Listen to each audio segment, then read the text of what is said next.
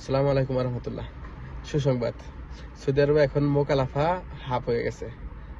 আজ 18 তারিখ থেকে কার্যকর হয়েছে বিষয়টা। তো আপনারা সবার অ্যাপসারে ঢুকলেই বুঝতে পারবেন আর কি।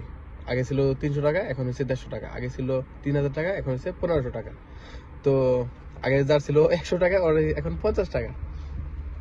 তো সেক্ষেত্রে যত দ্রুত সম্ভব মোকালাফাগুলা মনে করেন যে দিয়ে দিলেই বেটার হবে। কারণ কি এই অফার থাকাকালীন পর্যন্তই দিয়ে দেন, সেটাই ভালো হবে। তা না হলে কিন্তু আবার আগের মতোই দিতে হবে। এখানে আগে ছিল 100 টাকা, এখন হয়েছে 50 টাকা।